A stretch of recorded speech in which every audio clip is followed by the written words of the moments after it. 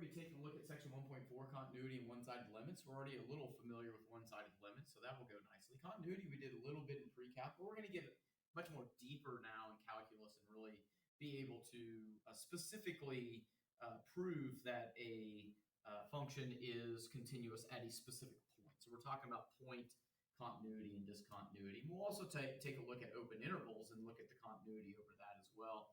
So you can look through our objectives. You can see IVT has made it in intermediate value theorem. And so that will be a nice review over what we did a little bit in pre-calc as well. So pretty nice section. So let's go ahead and jump in. A real basic sort of description of a continuity or a function that is continuous is that you don't experience any holes and gaps and jumps and maybe no vertical asymptotes, those kind of things. So I want to give you an example of this. And a great way of looking at this is, can you draw it without lifting your pen or pencil? So that's a real rough way of looking at it. But we've seen things like a line with a hole in it. So we have a graph that looks something like this, and I'm just going to use the value of a right here as my x value. And so if you notice here, this function is continuous everywhere except at the value of a, and that's what we're going to be calling it this point discontinuity. So if there's a hole in our graph, then there's some type of discontinuity.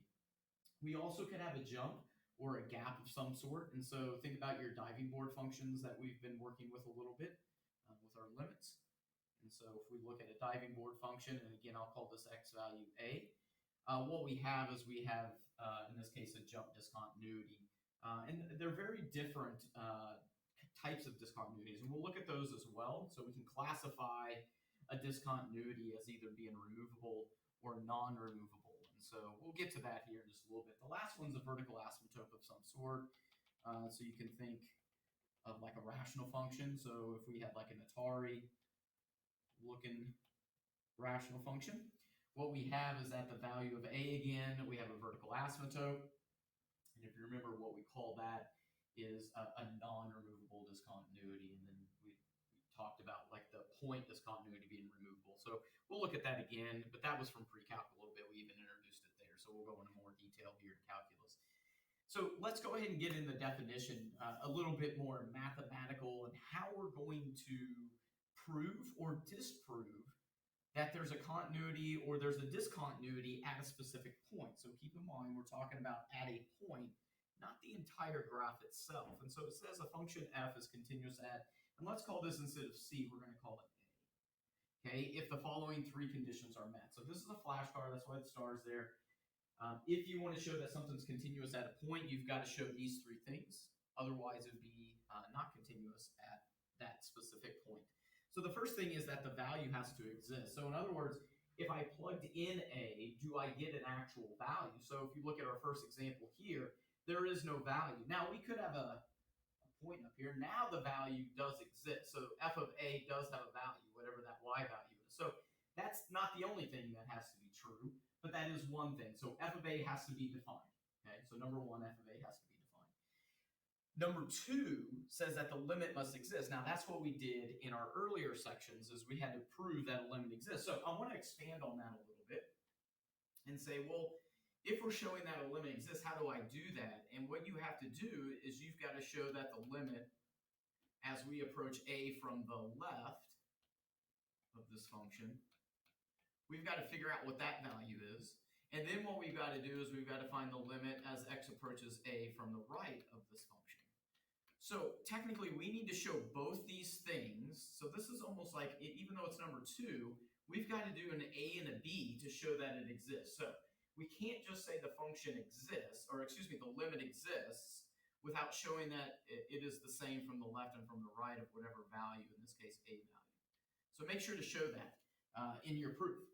So once you show like f of 2 equals 5, okay, you did number one, it is defined, okay?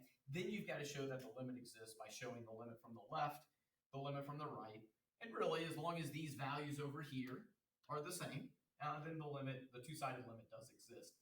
The very last thing then is, if number one is true and number two is true, number three simply says that they have to be the same value. So in other words, this one, the limit exists, the value exists, but they're not the same y value. So number three would fail number three, and that'd be a point of discontinuity. So those are the three things we have to show in order to show there's continuity at a specific point. So let's look at the two different types I had mentioned here. So points of discontinuity. There's two types. There's removable and non-removable. And really the name of them give it away. We'll go a little bit more detail here than just saying, well, it's something that you can remove from the problem or not remove from the problem. But in this case, when we talk about removable discontinuities, holes are a pretty common one. But this is the key. If f can be made continuous by redefining, in other words, and then we'll again, instead of c, let's use a since we're used to that. So if f can be made continuous by redefining f of a. So in other words, if I had an example of this that we had before, so we had this whole, whether we have a value somewhere else or not, the key of redefining is saying this. If this is where a is, even if I have a dot up here for f of a, let's say it's up there, if I could take this sort of dot and either move it or fill in somewhere, would my function be continuous?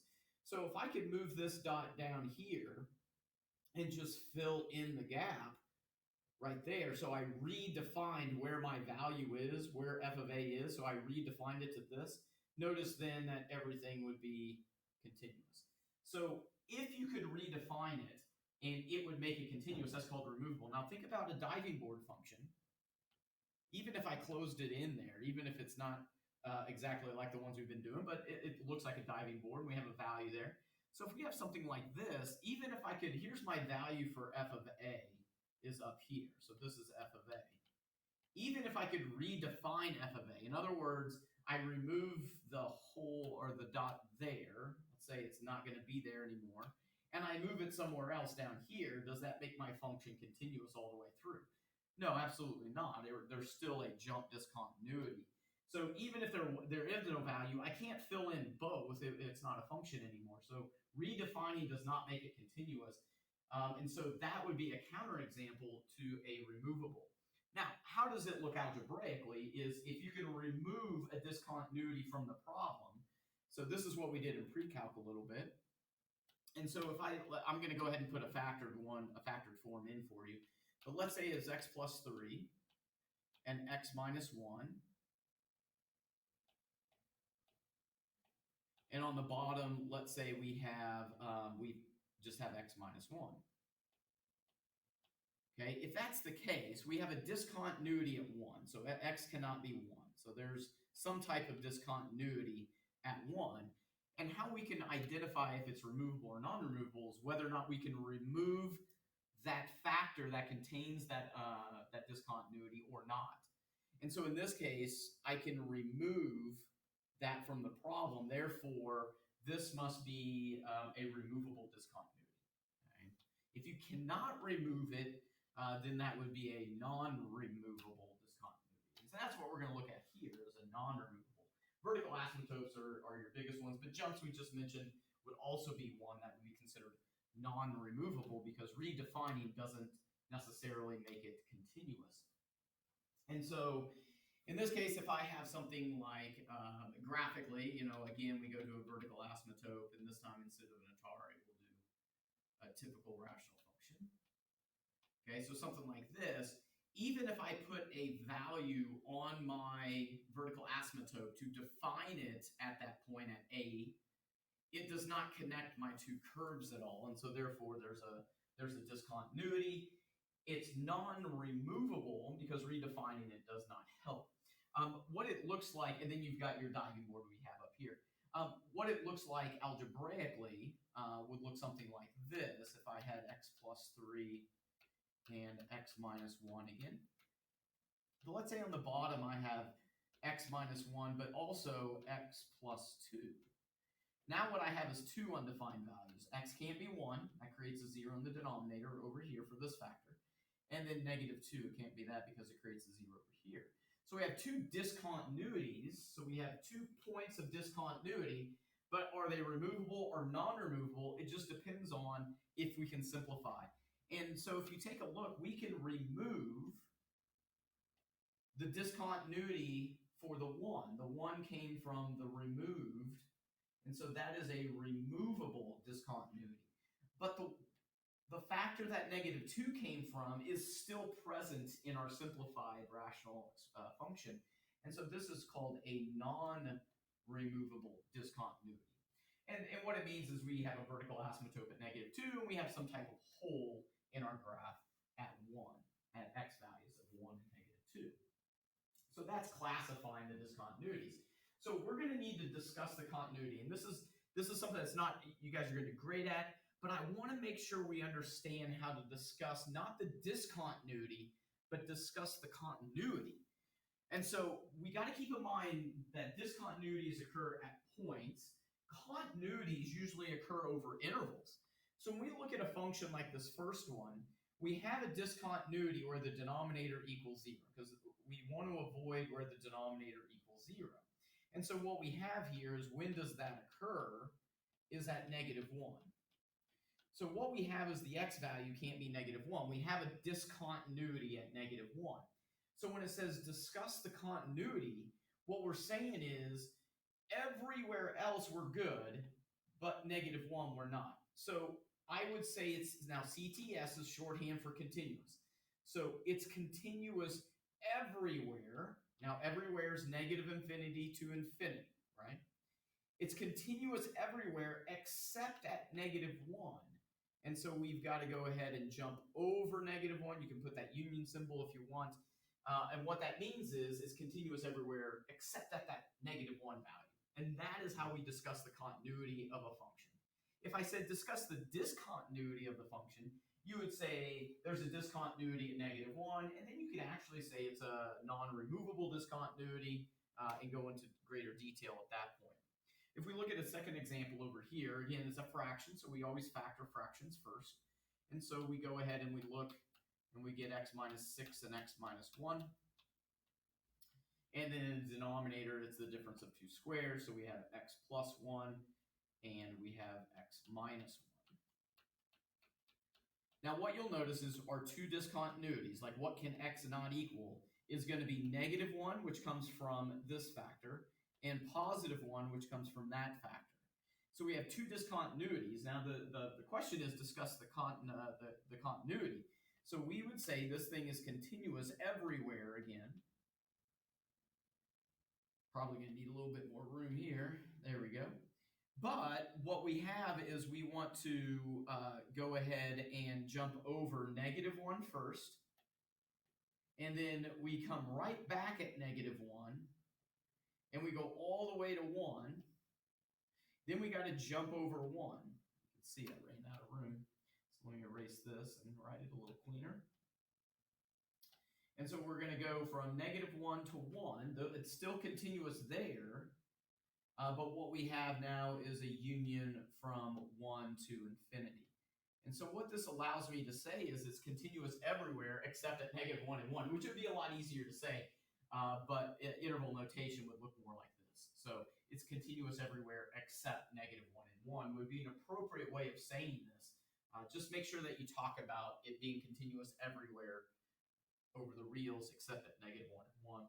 If we look at the third one here, notice there isn't a denominator, and that's, radicals, denominators, definitely piecewise, things like that. Those are where discontinuities will jump in once in a while. But this is a polynomial, and so I hope what you remember from pre-calc about polynomials is that all polynomials are continuous. And so in this case, since this is a polynomial, this thing is continuous from -infinity to infinity. I'm going to make this parentheses a little better. Okay, now that's our solution, but I may need you to justify how did you know that? So just because you say it's continuous, because up here we showed work. We showed work of how we knew there's a discontinuity at -1. We showed work on how we knew there's a discontinuity at -1 and 1. So how do I know? And that's where it's continuous from -infinity to infinity, since y is a polynomial. And you might remember that from pre-calc, is that would be our explanation. Since y is a polynomial, it's continuous over the entire real. So keep that in mind, because we're going to have a lot of functions that are polynomials, and we automatically know it's continuous then. We don't need to go checking for anything. Looking at the last example here is a piecewise function. And what we have is graphically, it's 1 when everything's left of 0. And then from 0 to 1, we have sort of this radical. and then everything greater than 1 would be this linear x minus 1. Now, when we talk about continuity and it's a piecewise, what we really want to focus on is we want to focus really intently on these what I call the in-start points. These are the points that we got to be concerned about when we're trying to figure out if there's continuity. So in other words, my value, so I know you can't plug in 0 into this first door. I understand the value doesn't exist, but remember for limits, the value doesn't exist. What we want to do for continuity is we've just got to figure out what is the value at 1, or excuse me, at 0, and then at 1, and then what is the limit at 0 and 1. And that way it allows us to determine. So this is where our 3 things are going to come into play. So like when we look up here, there's why is it not continuous at -1 and 1 is because it's not, the function's not defined at -1 and 1. Okay, that's why there's discontinuities, because it's undefined. And remember, f of a has to be defined. So we look and we say, well, let's check this, and our function is f. And so what I want to do is I want to figure out what f of 0 is, and then we'll do the same thing for 1. I'm just going to go a little quicker for that one. And then what we've got to do is we've got to find the limit as x approaches 0, which means I've got to find it from the left and from the right. So technically what I've got to do here is I have to show. I know it seems like, do I have to show this? Yes, is the answer to that. You need to show, to get the credit, you've got to show what is the limit as we approach 0 from the left, and what is the limit as we approach 0 from the right. And that should tell us if the limit exists. And then if these 2 values are the same, then we know it's continuous at 0. And we're going to do the same thing for 1 as well. So let me go ahead and erase 1 so we have some room. So let's go ahead and find what f of 0 is. And again, I can't use, where do I plug in 0? Well, it looks like I plug in 0 into door 2, because that's where the value is. So pulling a lot of things that we did in pre-calc with piecewise. If I plug in 0 and get the square root of 1, which is 1. So that's my value for f of 0. Now, if I want to find the limit as I approach 0, I've got to figure out what is the limit from the left. Now, the left of 0 is door 1.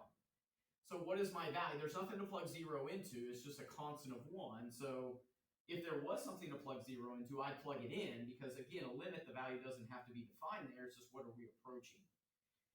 And direct substitution is always what we try first.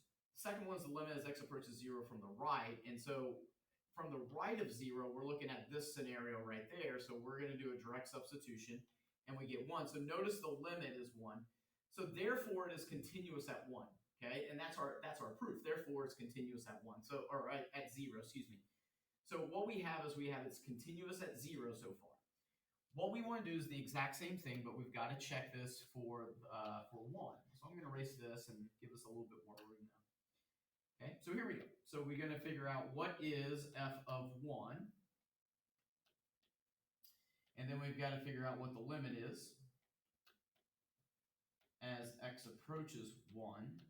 And to do that, we have to show what is the limit as we approach 1 from the right and also from the left, and see if those match up.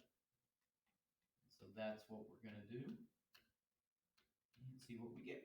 We'll go a little quicker this time.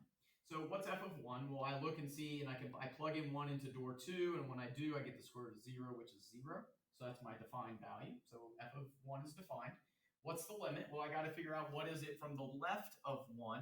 Well, I'm going to be using this domain right here. When x is less than 1, I'm going to be using door 2.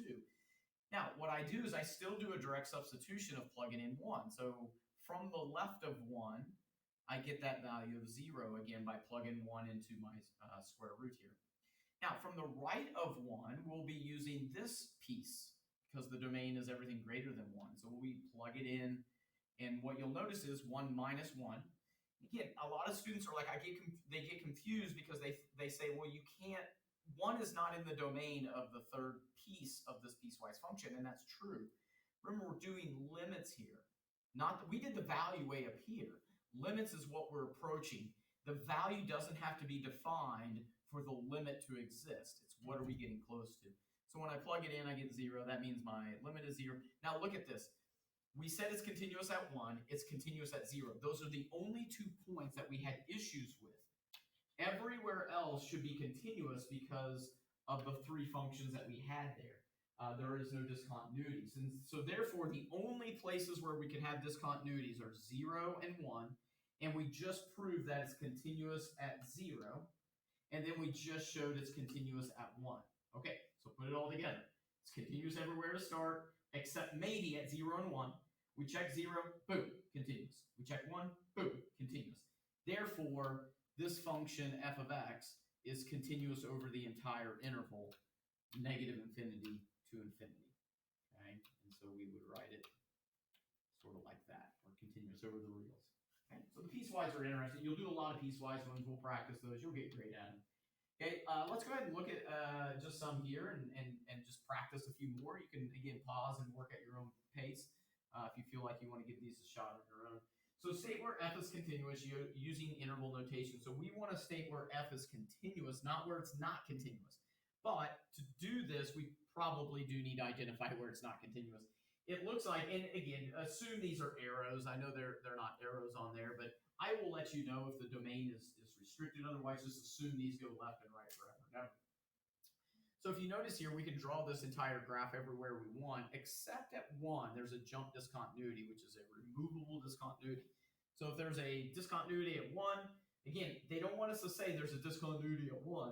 That's just what we found. We want to say f is continuous because they're asking for where is it continuous.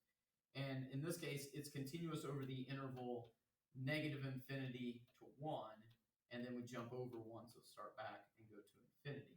Okay. Now, how we can show this, that's your answer, but how do we prove this? Just stating it doesn't mean we prove it. So if we need to prove it, we've got to show what f of 1 is. And f of 1 is 1. That's the value at 1. And the limit. Now, we have to show from the left and right. Okay, so keep that in mind. I'm gonna do a little shortcut here. Well, no, let's go ahead and do both, just so we get used to it. So I got to show from the right, and then I'll show from the left down here. And so for the limit to exist, these two have to be the same value. And so we go ahead and check what is it from the right-hand side of 1. And so as we come from the right-hand side of 1, it looks like my limit is 1. And as I come from the left of 1, I'm up here this time, it looks like that my value is 2. Okay, so what fails in our test for continuity at a point is that the limit doesn't exist. So this right here, therefore, the limit as x approaches 1 of f of x does not exist. Is d and e. That's not a good way of putting it, but we'll put equals d and e. Does not exist. So the limit does not exist. Therefore, there's a discontinuity at 1. That's your proof. This is the kind of stuff we've got to show when we're doing free response writing or we're having to defend our answers. That's the kind of stuff we need to go ahead and make sure. So we do get an answer, and that's part of the work, but we have to defend it as well. Taking a look up here at this piecewise one. Again, the only problem I have is potentially at 1. That's the only issue. So the question is it continuous at 1? Anyways, it's yes, no, and then you got to defend it.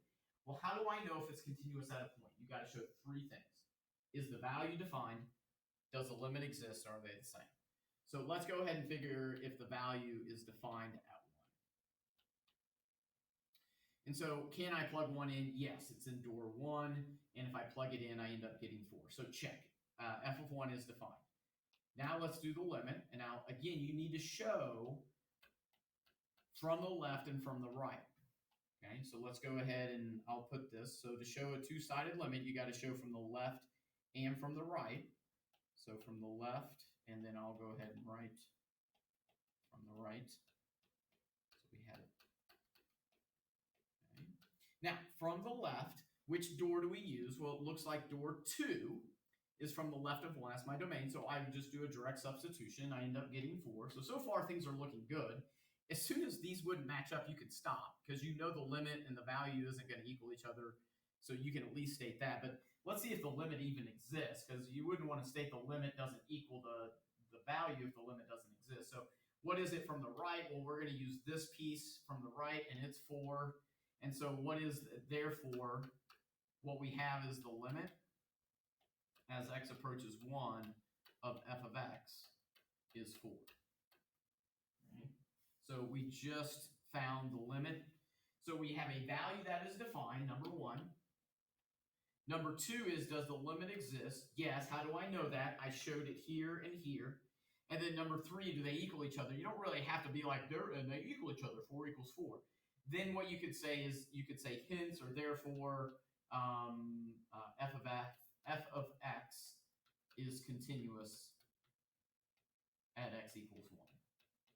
Okay, and that's showing our evidence at that point. Okay. Let's talk one-sided limits. We've already been doing it, so this, again, if you feel like you got this, you don't need to you can probably skip ahead a little bit. But to find limits, we got to check what is the limit from the right and from the left. We've already looked at the notation, so this is more of the formal notes of the notation.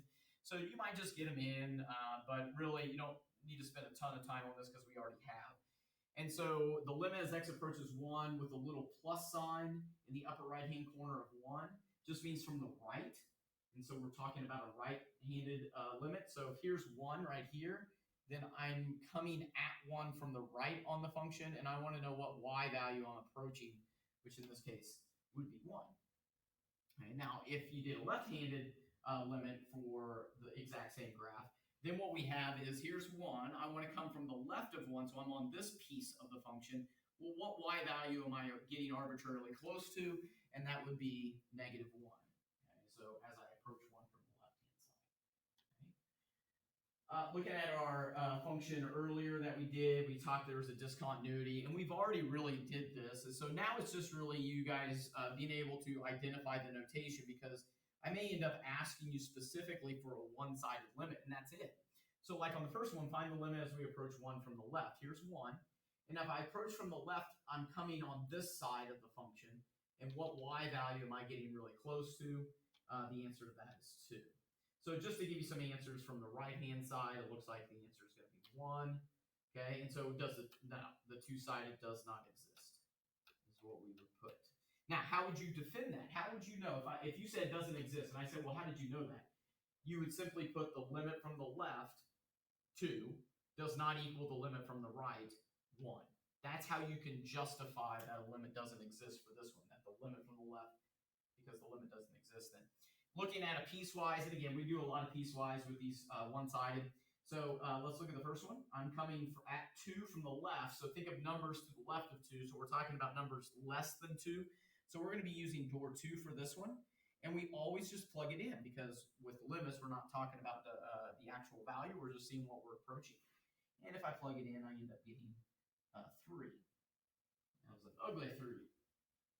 Now we go ahead and we want to know what is 2 from the right-hand side.